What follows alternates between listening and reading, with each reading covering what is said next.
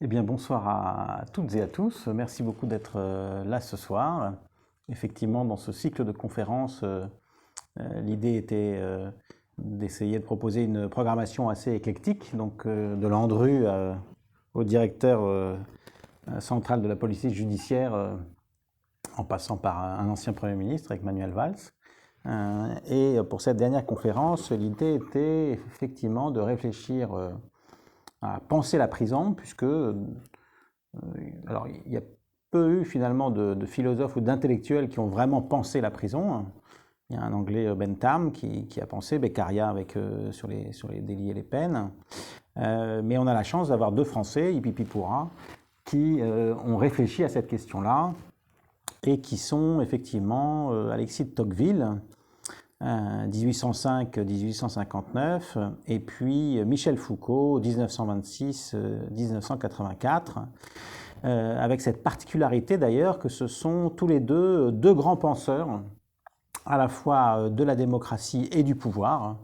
Et c'est assez original d'une certaine manière que ces deux grands penseurs aient beaucoup travaillé sur la question de la prison. À la fois de manière diamétralement opposée, mais aussi avec certaines résonances entre l'œuvre de l'un et de l'autre, même si les contextes étaient différents, les idées aussi largement différentes. Mais en tout cas, ils laissent tous deux une œuvre majeure, à la fois originale et essentielle.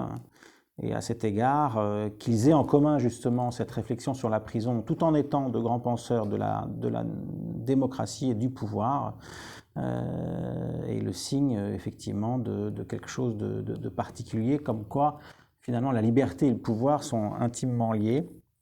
Et c'est cette grande historienne Michèle Perrault qui a beaucoup travaillé sur la prison, mais aussi sur le féminisme, qui disait que la prison n'est pas séparable de l'ensemble de la société. Elle en est à certains égards le révélateur, et c'est peut-être pour cette raison-là que la prison est le révélateur de finalement comment on traite les plus défavorisés, ou en tout cas les plus compliqués de nos sociétés, que Foucault et que Tocqueville ont voulu réfléchir. Alors, Tocqueville et Foucault, c'est à la fois deux vies, deux contextes différents, mais une seule méthode, j'allais dire, de travail. Deux vies, d'abord parce que donc Alexis Tocqueville, au 19e, qui après des études de droit va donc s'engager dans la carrière de juge.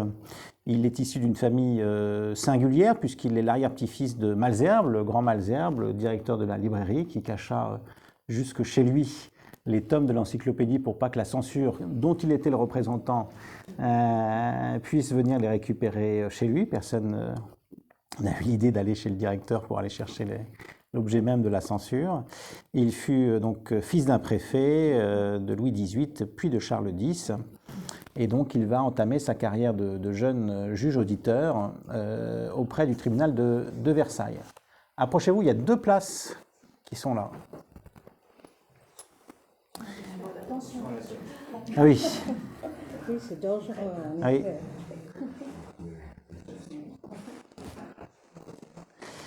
Et donc il s'est engagé dans la carrière judiciaire tout en étant assez ambitieux puisqu'il pensait déjà à une carrière politique. Et donc avec son grand ami Gustave de Beaumont, ils vont décider de partir aux États-Unis, ce qui à l'époque était quand même assez original, pour y recueillir des observations justement sur les principes théoriques et pratiques du système pénitentiaire et pour y faire quelques autres recherches sur des points de législation pénale. Alors, c'est vrai, et j'y reviendrai en parlant du contexte, la question pénitentiaire faisait l'objet déjà depuis la fin du règne de Napoléon, l'objet d'un certain nombre de réflexions, et j'y reviendrai, mais dans la démarche de Tocqueville, il y a une arrière-pensée, c'est surtout de profiter de ce voyage pour également étudier le système américain, le système démocratique américain, et ça donnera ce magnifique livre de la démocratie en Amérique. Et donc, il a pris pour prétexte ce système pénitentiaire. Il va donc partir aux États-Unis dans les années 1831 et 1832, et puis à son retour, il va donc publier avec Gustave de Beaumont du système pénitentiaire aux États-Unis et de son application en France en 1833. Par la suite, donc, Tocqueville va travailler à la démocratie en Amérique, va publier. Il va être élu à l'Académie des sciences morales et politiques en 1838, puis à l'Académie française. Vous connaissez tous le mot de Clémenceau. Donnez-moi 40 trous du cul et je vous ferai une Académie française. Eh bien, Tocqueville en faisait partie en 1841 où il a été élu. Puis ensuite, il a été député dans la Manche. Il sera président également du conseil départemental de la Manche sous les monarchies de Juillet et sous la jeune et courte Deuxième République. Et il sera également le rapporteur de la commission chargée d'examiner le projet de loi du gouvernement sur les prisons. Et il va donc animer les débats, notamment entre 1840 et 1847, puisque à ce moment-là, beaucoup de débats vont animer les parlementaires sur ces questions-là. Et puis, quand Napoléon III fera son coup d'État, il sera démis de ses fonctions et terminera sa vie dans son château familial, où il écrira aussi ce magnifique livre, L'Ancien Régime et la Révolution, qui analyse parfaitement et avec beaucoup de finesse pourquoi tant de révolutions se succédaient en France pendant les 60 ans qui ont précédé la publication de ce livre.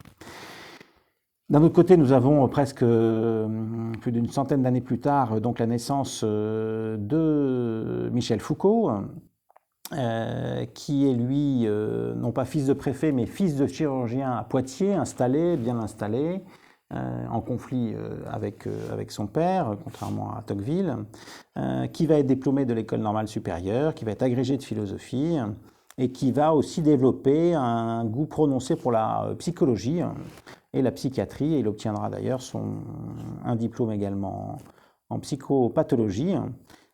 Et sa thèse sera consacrée à la folie. Et donc, ça sera d'ailleurs son premier livre, Histoire de la folie et l'âge classique, qu'il publiera en 1861. Après ce premier livre, il y aura un livre qui le fera connaître, qui sont Le mot et les choses, en 66. Puis, il sera élu au Collège de France en 69 et il va y enseigner jusqu'à sa mort, notamment sur les questions pénales et notamment les procédures de contrôle et de restriction, notamment sur le corps. Et dans les sociétés contemporaines, ça sera l'objet de tout cet enseignement au Collège de France. Il créera, et j'y reviendrai, en 71, donc, le groupe d'information sur les prisons. Et il publiera donc en 75 Surveiller et punir, naissance de la prison, qui est donc la grande œuvre de Michel Foucault sur la question de la prison, avant de terminer, j'allais dire, son œuvre, malheureusement, puisqu'il meurt du sida en 1984, sur 3 œuvres qui sont consacrées à la sexualité, la volonté de savoir, le souci de soi et l'usage des plaisirs. Et donc il laisse une œuvre considérable, faite à la fois de nombreuses interviews, textes, écrits et livres. Et donc c'est vraiment un puits, j'allais dire, de réflexion et à se plonger sans consommation réduite. Ces 2 hommes s'inscrivent également dans 2 contextes différents. Donc pour Tocqueville, le premier, c'est celui donc, des années donc de la sortie de la fin de Napoléon, puisque le duc Élie Decazes, qui est le président du Conseil des ministres de Louis XVIII, va créer la Société royale pour l'amélioration des prisons et donc va lancer une grande enquête nationale sur les maisons de peine pour préparer une importante réforme. Et donc entre 1820 et 1830, il y a une vraie production intellectuelle d'un certain nombre de personnages qui vont vraiment réfléchir à comment organiser les prisons. C'est ce que souligne d'ailleurs Michel Perrault. La société occidentale est alors en quête de nouveaux modèles de répression, à la fois plus doux, plus étendus et plus efficaces, adaptés aux nouveaux rapports de pouvoir et à l'état des mœurs. Et donc c'est dans ce contexte, d'une certaine manière, que vont s'inscrire Tocqueville et Beaumont, puisque, un peu comme les Dupont et Dupont, ils font la paire. Et ils vont s'inscrire dans cette mouvance, en comprenant bien que en s'attachant à ces questions-là, en fait, ils s'attachent aussi à leur carrière politique, puisque c'est le sujet du moment. Et donc, ils vont partir dans ce cadre-là, faire leur enquête aux États-Unis. Donc, ils sont vraiment dans un moment et dans un contexte politique durant lequel la prison est vraiment centrale dans les discussions politiques. Et puis, Michel Foucault, de son côté, lorsqu'il crée, donc, lors d'une conférence de presse avec son compagnon Daniel Defer, le groupe d'information sur les prisons, le 8 février 1971, nous sommes là aussi dans une période très particulière où, après mai 68, un certain nombre de leaders de l'extrême gauche, notamment maoïste, ont été enfermés dans les prisons françaises et donc ont été confrontés au régime carcéral.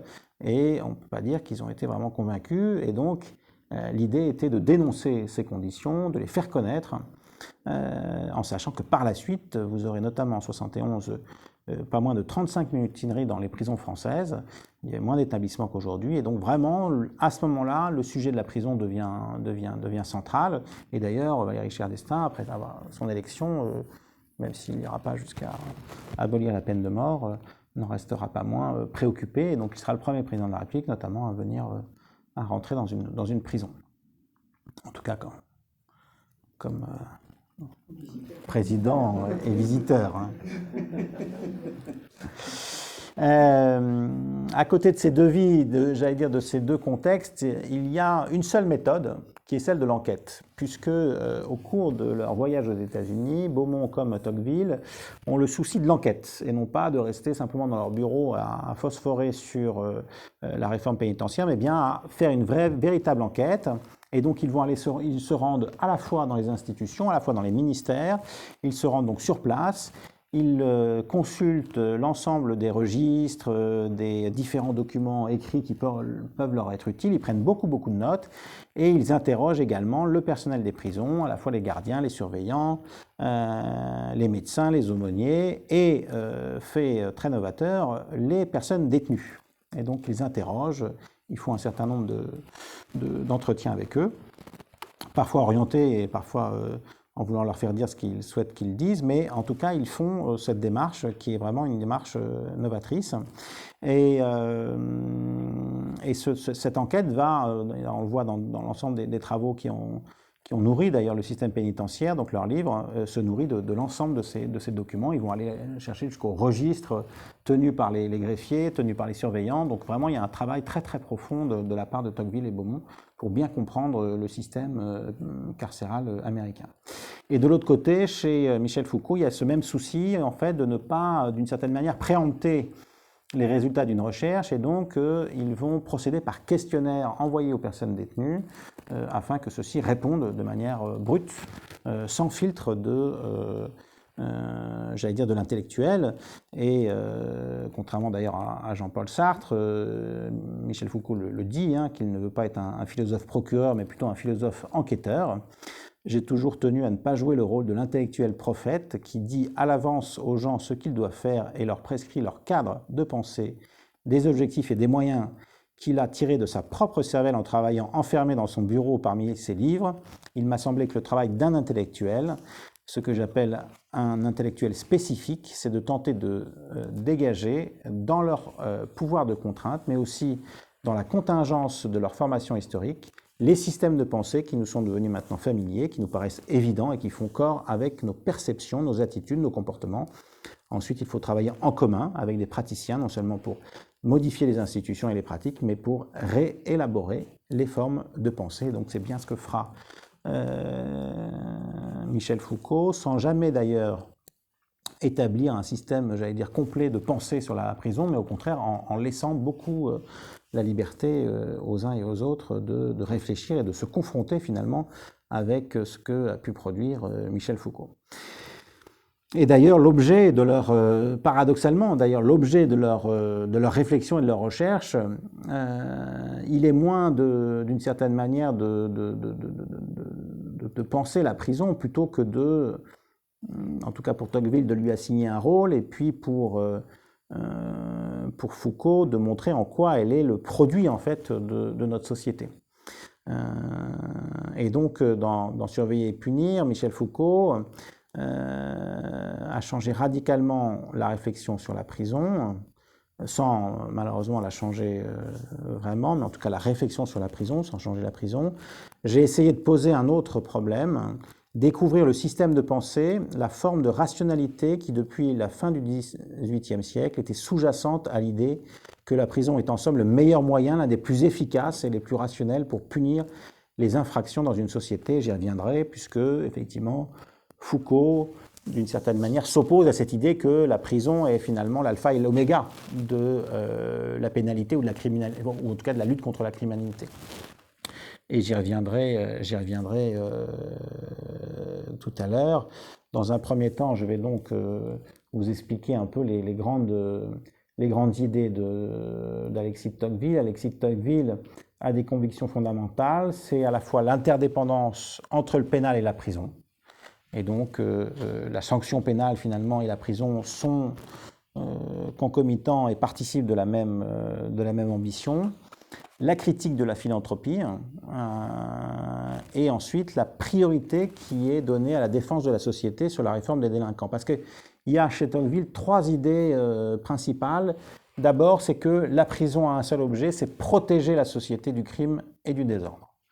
Il n'est pas là pour rendre les prisonniers meilleurs, mais il est là pour défendre la société. C'est vraiment, après, j'allais dire, les idées philanthropiques des années 1820-1830, avec Tocqueville et avec Beaumont, on est passé dans une prison qui désormais est une prison qui sanctionne et qui protège la société. Parce que pour Tocqueville, deuxième idée, la prison est finalement la seule manière de punir. C'est pas, j'allais dire, le TIGE, le travail d'intérêt général, non, c'est la prison qui est vraiment la seule moyen de punir la criminalité. Et enfin, découle de ces deux principales idées, une troisième, c'est que la prison doit à la fois être rigoureuse, dure et dissuasive. C'est pas le Club Med, j'allais dire, c'est vraiment une prison organisée, j'y reviendrai. Donc la première grande idée de Tocqueville, c'est que la prison n'est pas faite pour les personnes détenues, mais pour assurer la sécurité de la société. Et donc, il milite à la fois pour une prison rigoureuse et organisée, qui assure d'abord la sécurité du dehors. Et au début des années 1830, d'ailleurs, s'opère par Tocqueville et d'autres ce changement, j'allais dire, de statut des personnes détenues. Ils passent d'une certaine manière de malheureux, de pauvres gens, à coupables, voire à dangereux délinquants. Mais en tout cas, il y a vraiment à ce moment-là, même dans la sémantique, une manière de parler des personnes détenues différente. Ce ne sont plus des malheureux qu'il faut traiter, mais ce sont des coupables qui doivent être enfermés. Et donc, parce que Tocqueville, d'une certaine manière, d'ailleurs en résonance avec Foucault, a compris et a parfaitement compris l'intolérance en fait des sociétés démocratiques pour toute forme déviante de coexistence sociale. Et donc, il décrit d'ailleurs les mécanismes de la démocratie en Amérique, de ce despotisme de la majorité, qui exclut d'une certaine manière quiconque n'adhère pas en fait à ce projet démocratique, enfin ce projet de la majorité, même d'une large majorité, du contrat social d'une certaine manière. Et donc, il y a d'ailleurs une différence d'attitude des populations envers... Il le décrit très bien, il dit en gros, dans nos pays un peu latins, on a pour le crime et le voleur une forme quelque chose de picaresque ou d'épique, alors que dans la démocratie américaine, toute déviance est destructrice de la norme, et donc l'opinion appelle sur lui la rigueur. Et donc il oppose ces deux sociétés, une société qui serait plus tolérante à l'égard du délit du crime et une société américaine fondée sur le puritanisme qui, bien évidemment, considère que c'est une violation de la loi morale d'une certaine manière et qu'elle doit être sanctionnée à ce titre-là. Et donc, pour Tocqueville, cette idée, c'est que la prison est d'abord faite pour protéger la société. Et donc, c'est cette évolution, on n'est pas du tout, on est vraiment aux antipodes de la pensée de Michel Foucault. La deuxième grande idée, c'est que donc, la prison est la seule manière de punir. Et là, on entre dans une espèce de vaste tunnel qui est toujours jusqu'à aujourd'hui, c'est que la prison est le rempart de la sécurité sociale, et donc la loi pénale a une grande et importante mission. Ce n'est pas seulement de réformer les criminels et qu'on les prive de leur liberté, c'est d'abord pour les punir, et la répression s'adresse à la société elle-même. L'intérêt social, qui n'est autre que l'intérêt de la masse honnête, exige donc que les méchants soient punis avec sévérité. Et donc, Tocqueville va appartenir à cette génération dont je vous ai déjà parlé des années 1830-1845, qui considère que la prison est vraiment au cœur de la pénalité. Il d'une certaine manière, d'ailleurs, il se présente en présentant la prison comme la seule forme de punition, il se présente aussi comme des modernes, puisqu'il rejette tous les, finalement, méthodes archaïques précédentes, c'est-à-dire le bagne, c'est-à-dire les colonies pénales, c'est-à-dire les châtiments corporels, et il doute aussi, d'une certaine manière, de la peine de mort. Donc, il y a, chez Tocqueville, il initie d'ailleurs cette idée que la mère, j'allais dire, des punitions est la prison. Et d'ailleurs, pour lui, tout système pénitentiaire doit se proposer deux fins, la punition du coupable et sa régénération morale, j'y reviendrai. Et comment le coupable peut-il être puni? Par la privation de sa liberté et par toutes les rigueurs qui sont la suite de l'emprisonnement. Donc il y a à la fois privation de liberté et rigueur du système carcéral. La troisième grande idée qui est dans le fil de celle-là, c'est que la prison doit à la fois être rigoureuse, dure et dissuasive. D'une certaine manière, on n'a pas envie d'y retourner.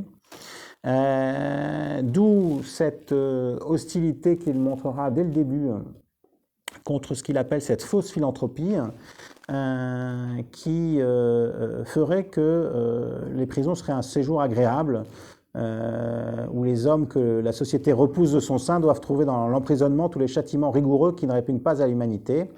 Et donc, il considère que le système pénitentiaire n'est pas là pour rendre meilleur d'une certaine manière les personnes détenues, mais bien au contraire pour qu'ils puissent... enfin, ils ne sont pas là pour que les personnes détenues soient heureuses, mais pour qu'ils soient meilleurs. Et donc il y a toujours cette idée, d'ailleurs à partir de ces années-là, d'une forme de régénération morale, en fait, par la détention, par l'enfermement des personnes détenues. Et c'est pour ces raisons, d'ailleurs, qu'il va privilégier l'encellulement individuel, non pour des questions de dignité, mais des questions d'amendement. Il considère qu'isoler les détenus dans les prisons, les séparer pendant la nuit à l'aide de cellules solitaires, les soumettre pendant le jour à un silence inviolable lorsqu'on est dans la nécessité de les réunir, en un mot interdire entre leurs âmes et leur intelligence toute communication comme entre leurs corps. Voilà ce que je considère comme le premier principe de la science, puisque à l'époque, en gros, les deux grands systèmes qui s'opposent, c'est un système auburnien de la prison d'Auburn, qui est à la fois un isolement cellulaire de nuit, un travail en commun mais silencieux de jour. Ça, c'est le premier système. Et le deuxième système, c'est celui de Philadelphie. Et c'est un isolement cellulaire complet, propice à l'introspection, évitant la promiscuité criminogène, pas de travail forcé, de la lecture, de l'éducation, à la fois par l'aumônier et l'instituteur. Et d'ailleurs, assez paradoxalement, il s'attirera les foudres du Vatican parce qu'il préconisait aux personnes détenues la lecture de la Bible. Or, assez tardivement, finalement, jusqu'à la fin des années 1950, la lecture de la Bible était plutôt réservée aux protestants, puisque ce n'est qu'à partir de la fin des années 1950 que va arriver donc la Bible de Jérusalem, qui va être traduite, un succès de librairie d'ailleurs, et que les catholiques vont enfin pouvoir lire la Bible, j'allais dire, en entier, ce qui est assez étonnant.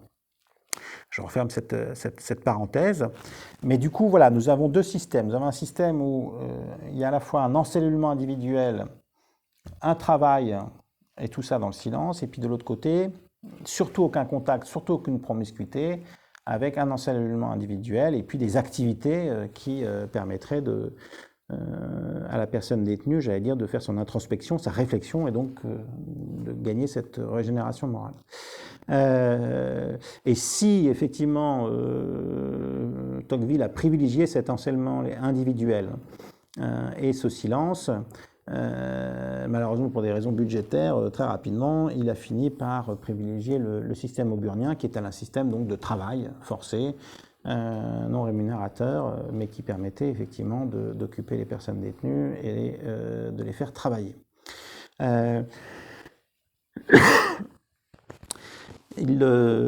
Et cette loi d'ailleurs sur l'encellulement individuel, qui a été votée en 1847, je rappelle qu'on en parle toujours encore aujourd'hui, n'a jamais été appliquée. Et d'ailleurs, dans un de son célèbre discours du 27 janvier 1848 sur ce sujet-là, Tocqueville prédira « Nous nous endormons à l'heure qu'il est sur un volcan », prédisant les pires atrocités délictuelles. Donc voilà très, très sommairement rappelé l'œuvre d'Alexis de Tocqueville. Alors l'œuvre de Michel Foucault est diamétralement opposée en ce que d'abord il ne réclame pas la dureté du régime carcéral. Il n'est pas dupe sur le fait qu'il y aura toujours des prisons et que tenter de supprimer la prison est un peu une utopie parce que la société d'abord ne le permet pas et qu'il faut bien à un moment punir de toute manière. Mais il cherche surtout à démontrer, j'allais dire, les mécanismes sous-jacents de la prison. Et d'ailleurs, Surveiller et punir, son sous-titre, c'est Naissance de la prison. Finalement, il va jusqu'à la naissance et il ne parle pas de la suite, ou pas beaucoup. Mais le travail qu'a réalisé Michel Foucault a changé à la fois radicalement et profondément la réflexion sur la prison. Il le dit d'ailleurs, j'ai essayé de poser un autre problème, découvrir le système de pensée, la forme de rationalité qui, depuis la fin du XVIIIe siècle, était sous-jacente à l'idée que la prison est en somme le meilleur moyen, l'un des plus efficaces et des plus rationnels pour punir les infractions dans une société. Et d'ailleurs, il revient sur cette sur ce gimmick qui revient souvent sur la question des prisons, c'est que la prison échoue. Avec un taux aujourd'hui de récidive de 70%, puisque c'est la récidive qui finalement mesure le taux de réussite d'une politique pénale. Aujourd'hui, avec 70%, la prison échoue. La présidence peut-être aussi, mais en tout cas la prison échoue, puisqu'elle fabrique des délinquants. Et Foucault répond, mais elle réussit, au contraire, puisque c'est ce qu'on lui demande. Dire que la prison échoue est un lieu commun que partagent tout aussi bien les approches critiques les plus radicales que les discours les plus conventionnels des gestionnaires pénitentiaires. Or, Foucault souligne que ce constat d'échec n'est pas un produit de l'histoire, un constat empirique en fait de dysfonctionnement carcéral, mais qu'il est consubstantiel à la prison même. C'est un peu le cercle carcéral. Il n'y a pas pour autant, d'ailleurs chez Foucault, une critique, j'allais dire globale de la prison, mais plutôt une critique sur certains aspects de la prison. Et, dans un article, il en souligne 6. D'abord, que la prison ne fait pas diminuer le taux de criminalité, mais au contraire fait augmenter le taux de récidive. La deuxième, c'est que la prison, au lieu de corriger, en fait, produit des délinquants dangereux. La troisième, c'est que la prison n'éduque pas, mais elle isole à la fois par le travail, enfin la coupure avec le travail, la formation, et puis le régime des gardiens sont aussi critiqués. Quatrième, c'est que la prison, et c'est devenu un lieu commun, devient un peu l'école du crime en rassemblant tous les malfaiteurs et en permettant justement cette promiscuité que Tocqueville redoutait. Que la prison ne permet aucune réinsertion et condamne finalement la récidive, et que la prison provoque indirectement à la fois la misère des proches et du détenu. Mais ces critiques sur le fonctionnement de la prison, elles sont d'abord fondées sur une vision de ce que la prison, d'une certaine manière, est le symptôme dans notre société, et ça à 3 titres. D'abord, la disciplinarisation de la société. Ensuite, ce qu'il a appelé les illégalismes, et j'y reviendrai. Et enfin, la fabrique du délinquant. Ce que démontre Foucault à travers ses différents écrits et à travers la prison, c'est donc cette disciplinarisation des sociétés, qui est constituée à la fois par une généralisation et une extension des procédures disciplinaires. Ce qu'il faut entendre, dit Foucault, par disciplinarisation des sociétés depuis le XVIIIe siècle en Europe, ce n'est pas bien entendu que les individus qui en font partie deviennent de plus en plus obéissants, ni qu'elles se mettent toutes à ressembler à des casernes, à des écoles ou à des prisons, mais qu'on y a cherché un ajustement de mieux en mieux contrôlé, de plus en plus rationnel et économique, entre les activités productives, les réseaux de communication et les jeux de relations de pouvoir. Et donc ce n'est pas de l'intérieur du système pénal que surgit la prison, mais c'est essentiellement de l'extérieur, de ces pratiques disciplinaires proliférantes qui vont converger en ce lieu optimal de leur utilité qu'est la prison. La forme prison naît avant son introduction dans le système pénal. Nous la trouvons à l'état embryonnaire dans toute cette science du corps, de sa correction, de son apprentissage qui était acquise dans les usines, dans les écoles, dans les hôpitaux, dans les casernes. Et Foucault d'enfoncer le clou. D'où vient la prison? Je répondrai d'un peu partout. Il y a eu invention sans doute, mais invention de toute une technique de surveillance, de contrôle, d'identification des individus, de quadrillage de leurs gestes, de leur activité, de leur efficacité, et cela depuis les XVIe et XVIIe siècles, à l'armée, dans les collèges, les écoles, les hôpitaux, les ateliers, et donc une technologie du pouvoir fin et quotidien, du pouvoir sur les corps, très grande réflexion de Foucault sur les corps. La prison, en fait, est la figure dernière de cet âge des disciplines. Ce qu'il explique plus longuement dans son livre, c'est qu'effectivement, en gros, sous l'Ancien Régime, on n'emprisonnait d'ailleurs pas, et puis surtout, on tolérait une forme de petite délinquance, mais qu'avec le pouvoir napoléonien, il y a un système de contrôle qui se met petit à petit en place, et ce système de contrôle sur la population, mais je vais y revenir, perdure, et notamment à travers la prison. Et donc, pour Foucault, en gros, les sociétés se répartissent en 4 types, selon la manière, non pas qu'elles ont d'éliminer les morts, mais selon la manière dont elles ont d'éliminer les vivants du corps social. Et donc, nous avons les sociétés qui exilent, la Grèce antique exilée, celles qui réparent, et notamment, par exemple, les sociétés primitives, on pourrait très bien faire une autre conférence là-dessus, celles qui torturent ou qui tuent, paradoxalement, la période du Moyen-Âge et donc du christianisme, et puis celle qui enfin enferme, et qui est celle que nous connaissons. Et donc, l'enfermement reste une modalité spécifique et résolument moderne, puisqu'elle naît notamment plus particulièrement avec la Révolution française. L'Antiquité, le Moyen-Âge et l'Ancien Régime ont bien enfermé, mais jamais cet enfermement n'avait, avant la prison, revêtu de valeur juridique ou pénale. Elle était plutôt une simple mesure conservatoire, transitoire, avant de s'occuper plus pleinement de la personne. Il n'existe alors pas d'enfermement de masse, mais seulement, j'allais dire, des enfermements indifférenciés qui se fait côtoyer d'ailleurs des populations extrêmement diverses. Dans la prison de la Bastille, le 14 juillet 1789, les personnes qui étaient là détenues étaient extrêmement diverses. Et donc cet enfermement, il a une fonction, j'allais dire, extra-pénale, c'est-à-dire de fixer géographiquement les errants ou de sanctionner leur conduite plutôt que leurs actes. Et donc c'est avec les grandes réformes donc, de la Révolution française, de 1789 à 1820, que petit à petit cette idée de la prison est devenue la forme générale de la pénalité, avec pour but non seulement de punir, mais aussi d'imposer par la contrainte un certain modèle de comportement, ainsi que des acceptations, à la fois les valeurs et les acceptations de la société. Et donc vraiment, la prison avait cet objet de fixer d'une certaine manière les valeurs d'une société par un enfermement qui deviendra un enfermement de masse.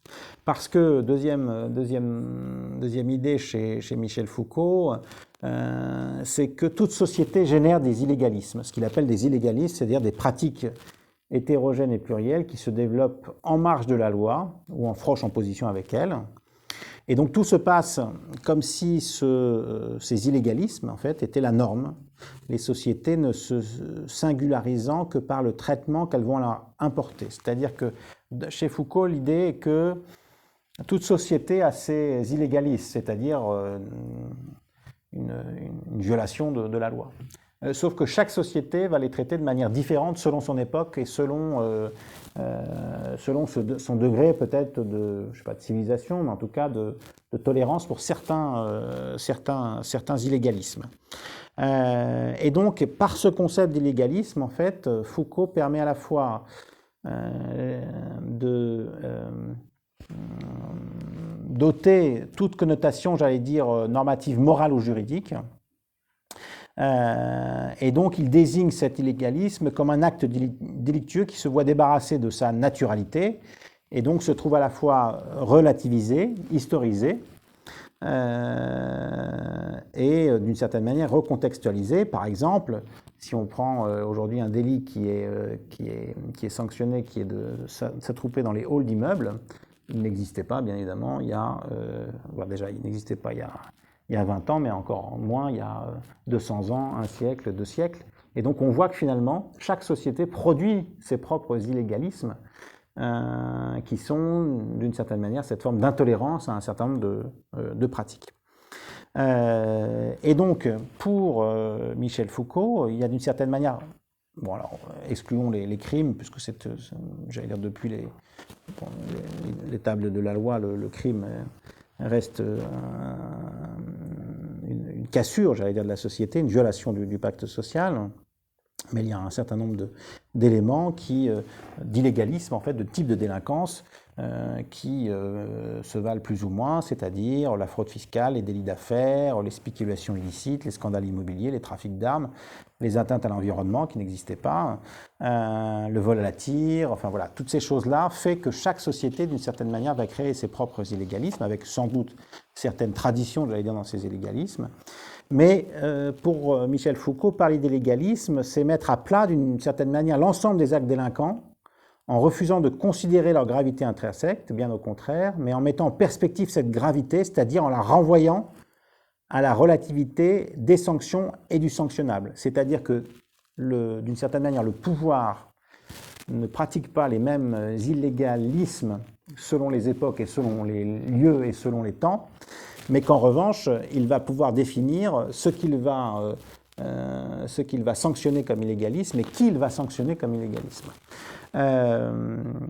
Et il y a donc ce qu'il explique d'ailleurs, notamment au XIXe siècle, parvenu donc au pouvoir, la bourgeoisie va de moins en moins tolérer, j'allais dire, ces illégalismes populaires, ce qui va nécessiter donc une réaction avec le développement de l'industrie, c'est-à-dire à la fois l'intensification et la distribution dans l'espace de la répression de ces illégalismes, parce que d'une certaine manière, l'Ancien Régime ne connaissait qu'une délinquance dont les conséquences restaient mineures sur une bourgeoisie qui était essentiellement terrienne, c'était des vols par-ci par-là, mais qui ne mettaient pas en cause, j'allais dire, l'industrie, en tout cas la propriété telle que l'industrie va le développer, c'est-à-dire des machines et du matériel lourd et coûteux, et dont la classe ouvrière, notamment par les révoltes, les grèves et les actions sociales, représente un danger pour la bourgeoisie, ce qui va les amener d'une certaine manière à multiplier ces sanctions contre les illégalismes pour à la fois contrôler, pacifier et faire en sorte que ces populations ouvrières puissent travailler au service de l'industrie et de la bourgeoisie de l'époque. Et donc, Foucault va expliquer combien cette gestion d'une certaine manière des illégalismes est une manière à la fois de faire en sorte que le prolétariat accepte le sort qui lui est dévolu et que de l'autre côté, on puisse mieux à la fois contrôler ces populations et mieux les utiliser également. Et donc on va créer d'une certaine manière la grande peur du dangereux malfaiteur, en tout cas de ces illégalismes dans lesquels on a créé des contre-modèles d'une certaine manière de la société. Et donc cette peur de l'indélinquance va peser lourd dans les débats, puisque l'intérêt d'une certaine manière de cette professionnalisation de la délinquance est triple. D'une part, elle devient ainsi plus contrôlable. D'autre part, elle entretient un conflit qui est idéologiquement profitable avec le reste de la population. Et enfin, elle favorise l'acceptation du contrôle policier sur l'ensemble de la société. Je parle bien évidemment du XIXe siècle. N'y voyez pas un parallèle avec les événements récents. Et donc la prison est alors redéfinie parce que ce n'est plus l'instrument que le droit pénal s'est donné pour lutter contre les illégalismes, Mais au contraire, pour Foucault, la prison a été l'instrument pour réaménager ce champ des illégalismes, pour redistribuer l'économie des illégalismes, pour produire une certaine forme d'illégalisme professionnel, la délinquance, qui allait d'une part peser sur les illégalismes populaires et d'autre part servir d'instrument à l'illégalisme de la classe au pouvoir. Et donc la prison n'est pas un inhibiteur de délinquance, mais il est un redistributeur en réalité de ces illégalismes. Avec cette idée, cette construction de cet imaginaire du délinquant, la fabrique du délinquant et la fabrique de la dangerosité du délinquant. Très rapidement, au XIXe siècle, nous allons avoir la création de cet individu dangereux, qui est le criminel. Relève-t-il de la folie ou relève-t-il de la prison? Et donc, dans cet équilibre parfois compliqué entre le malade et le criminel, le pénal et le médical vont essayer justement à la fois de contrôler cet invariant et en même temps de l'utiliser pour faire peur. Et donc, la dangerosité n'est pas le danger, qui est toujours réel, ponctuel et parfaitement identifiable, mais ce qui sent pressant, qui repose sur une évaluation grossière de potentialité, librement extrapolée, à partir des faits de dangerosité indéniable. Et donc, à partir de certains faits, nous allons attribuer à certaines personnes ou à certaines catégories de personnes une dangerosité, et c'est cette dangerosité qui va nous faire peur et qui va du coup renforcer le contrôle de cette supposée dangerosité. Et c'est ce que dénonce effectivement Michel Foucault.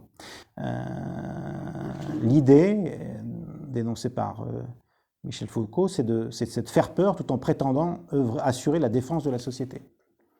Le jeune de banlieue fait peur, et donc il assure au pouvoir la manière de contrôler cette peur instrumentalisée.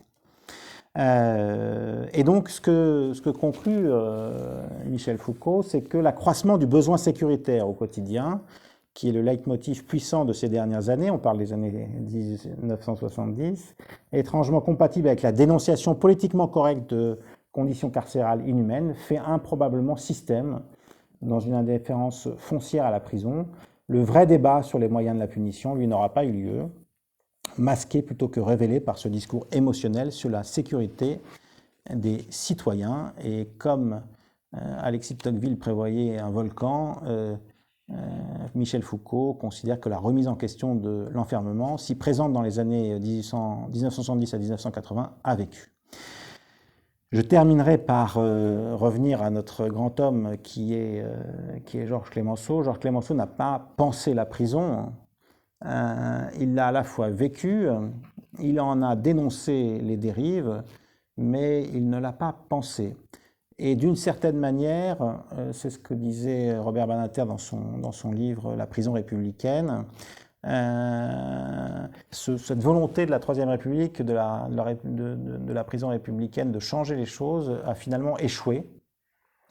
Même si elle a eu le mérite, j'allais dire, d'y recourir le moins possible, convaincue qu'elle était à la fois de son utilité et donc par le recours notamment au sursis ou à la libération conditionnelle inventée par la Troisième République, même si elle a réduit le nombre d'établissements, elle ne les a pas vraiment changés. La prison reste animée d'un esprit de vengeance, la prison doit punir. Et de cette loi d'airain qu'énonçait Robert Badinter, qui veut que la condition des personnes détenues soit en tout point inférieure à celle des plus pauvres de la société. Et nous n'en sortons malheureusement pas. Et donc dépenser pour eux, c'est toujours dépenser trop. Et donc la prison républicaine ne pouvait être qu'à l'image à la fois de la société de l'époque, c'est-à-dire dure aux pauvres, sévère dans ses principes disciplinaires. Et donc, dans la conclusion de ce très beau livre sur la prison républicaine, rappelant notamment le débat en 1883 entre Waldeck-Rousseau et Clemenceau sur la question des récidivistes, et donc de l'éloignement de ces récidivistes en Nouvelle-Calédonie, comme si le problème allait être supprimé parce qu'on les envoyait au loin. Robert Badinter dit qu'au terme de notre chemin, nous quittons la prison républicaine presque à moitié vide, mais identique à ce qu'elle était au début, sombre, misérable, immuable. Et donc les questions aujourd'hui, bien évidemment, demeurent. Quel rôle aujourd'hui la prison, justement dans la gestion de ces illégalismes contemporains et dans celle de la pauvreté, des inégalités et de l'exclusion, joue-t-elle aujourd'hui? Est-elle encore, comme l'explique Michel Foucault, j'allais dire la meilleure assurance vie pour que la délinquance continue de prospérer avec les multirécidivistes? Ou est-ce qu'au contraire, une vraie réflexion peut naître et faire en sorte que cette prison, en tout cas personnellement et à titre personnel, je dis depuis un certain nombre d'années que le meilleur baromètre de la réussite d'une politique pénale, c'est la baisse du nombre de personnes détenues. Et donc, plus nous baisserons, je pense, plus nous réussirons d'une certaine manière.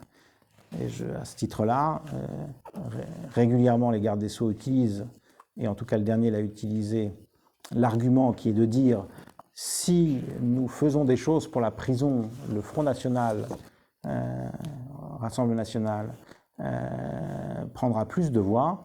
Eh bien, depuis la première élection à laquelle a participé Jean-Marie Le Pen en 1988 jusqu'à la dernière de celle de sa fille, la progression du vote Front National a été de 45%, la progression du nombre de personnes détenues a été de 45% également.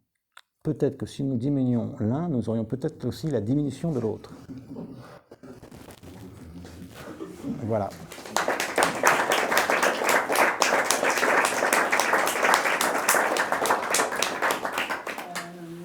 Merci Alexandre pour cette passionnante conférence. Et Alexandre Duval-Stala, qu'est-ce qu'il pense de la prison?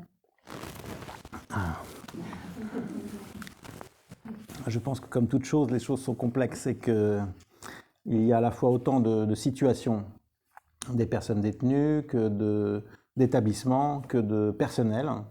Et donc vous pouvez tomber entre celui qui a volé des portables et celui qui a tué sa femme, la situation est différente. Ils ne peuvent pas être traités de la même manière. Entre une maison d'arrêt et un centre de détention, le régime n'est pas le même parce que ce sont des longues peines et donc vous avez des cellules individuelles alors qu'en maison d'arrêt, vous êtes en surpopulation carcérale, donc il y a beaucoup de matelas par terre. L'exemple, c'est la prison de la Santé aujourd'hui. La prison de la Santé a été rénovée il y a maintenant, ça s'est terminé il y a 3 ans, 4 ans. C'est un établissement de 750 personnes, ils sont 1200 aujourd'hui. Donc en moins de 3 ans, il y a une centaine de matelas par terre. Et cette... Combien de présumés innocents? Ah bah, ils sont tous présumés innocents. Il y a un tiers, en tout cas, il y a un tiers, c'est de la détention provisoire. Donc ils sont présumés innocents, mais à la limite, peu importe, même s'ils sont coupables, encore une fois, c'est toute cette dialectique et toute cette opposition entre certains qui considèrent que la prison doit être ferme, rigoureuse, et que ça permettra aux personnes qui y sont de ne pas vouloir y revenir. Je pense qu'après 200 ans de prison, on réalise qu'en fait, ça ne marche pas.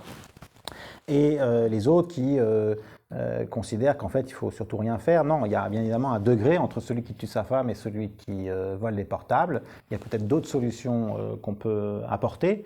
Celui qui vole les portables, généralement, il le vole parce qu'il a des besoins économiques. Celui qui tue sa femme pour d'autres raisons, ce n'est pas du tout les mêmes traitements qui doivent être apportés, en sachant que... Je n'ai pas entendu, mais en tout cas, c'est vrai que je pense que notre problème aujourd'hui, c'est de ne pas avoir réfléchi et de ne pas être créatif sur la peine. Et de considérer que finalement, d'ailleurs, dès qu'il se passe quelque chose, on dit allez, il faut l'envoyer en prison, comme si c'était la solution miracle. En fait, la prison produit 70% de récidive, donc ça ne peut pas être la solution miracle.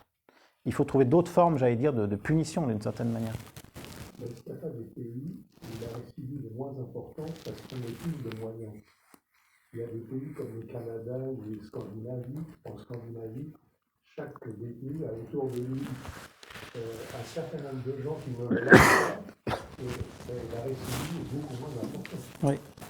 Alors, moi je pense que d'une part, la récidive ne peut pas être l'alpha et l'oméga parce que la prison, en tout cas le système pénal, ne peut pas résoudre tous les problèmes qui ont conduit généralement ces personnes en prison.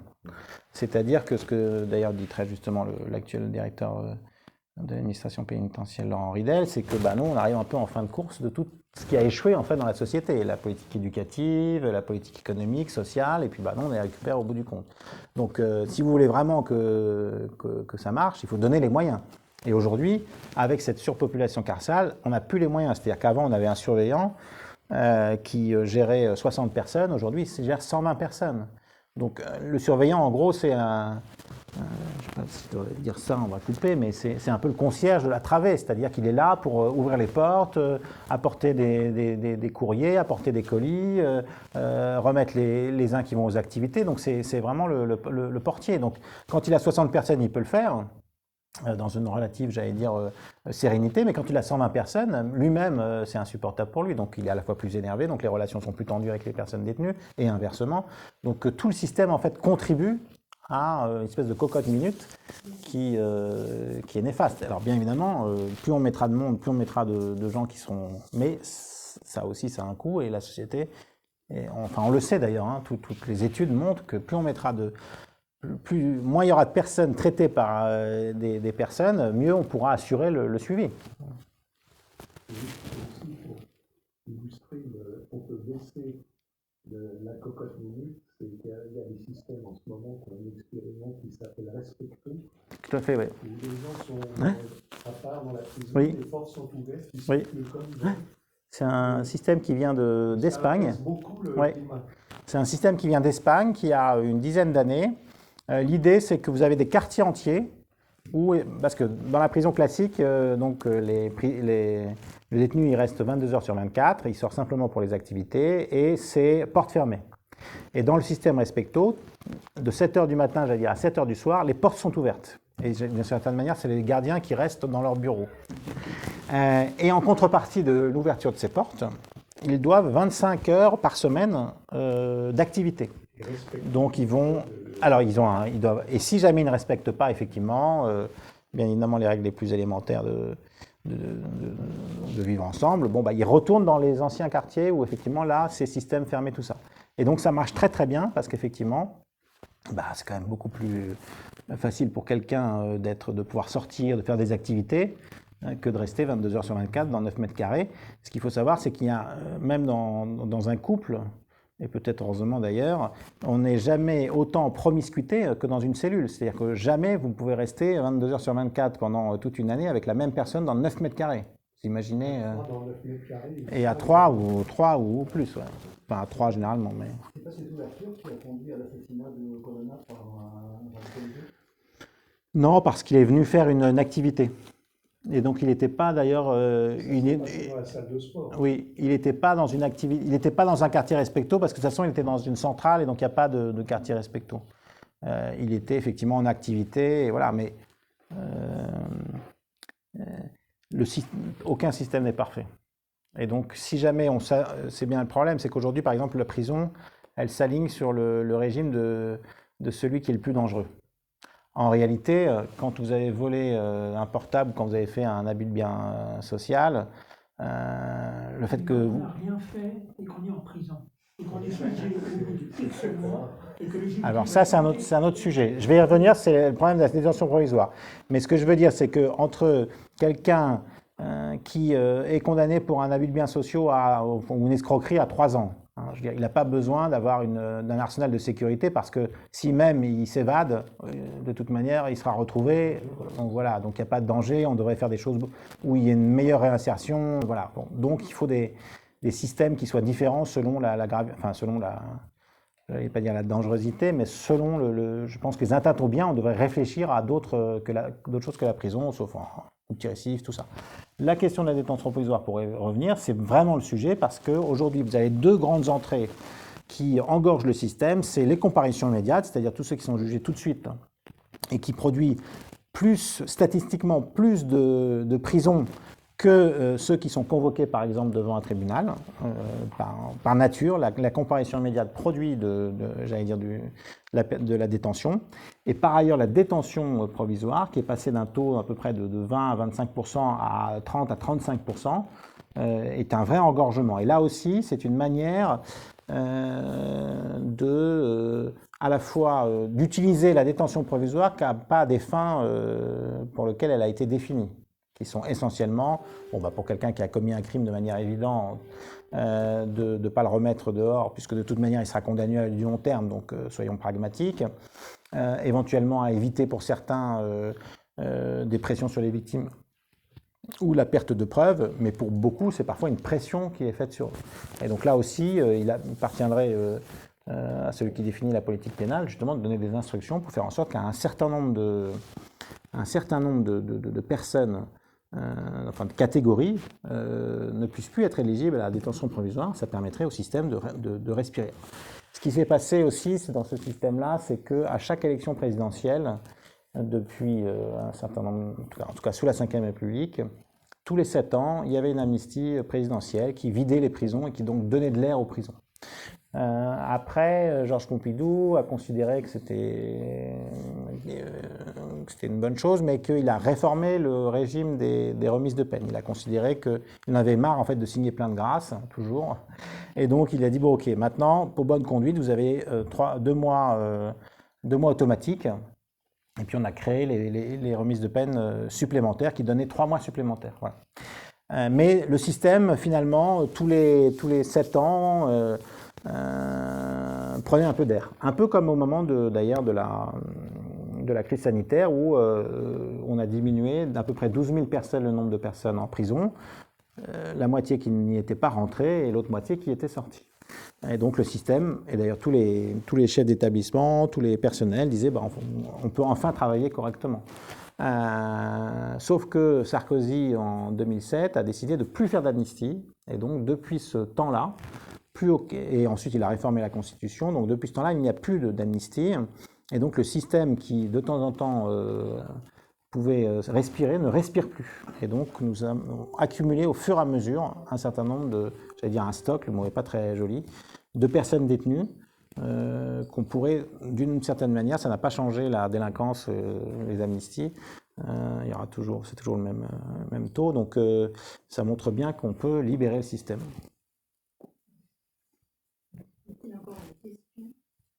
Juste peut-être souligner un petit paradoxe, c'est que les plus méchants sont beaucoup mieux traités que les petits délinquants, finalement.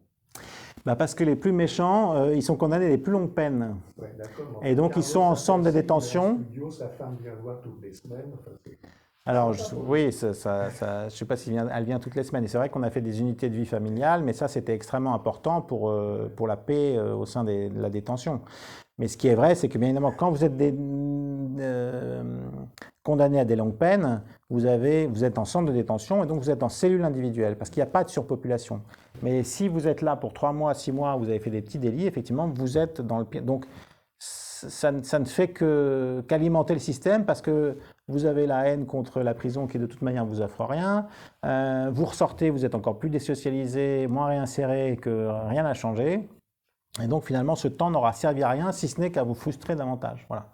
Ce qui ne veut pas dire qu'il ne faut pas sanctionner, hein, mais la question, c'est qu'aujourd'hui, le système, je pense qu'il est arrivé dans une impasse, et que la construction supplémentaire de places de prison ne fera que les remplir, parce qu'on trouvera toujours des moyens pour les remplir. Voilà. Et le bracelet électronique?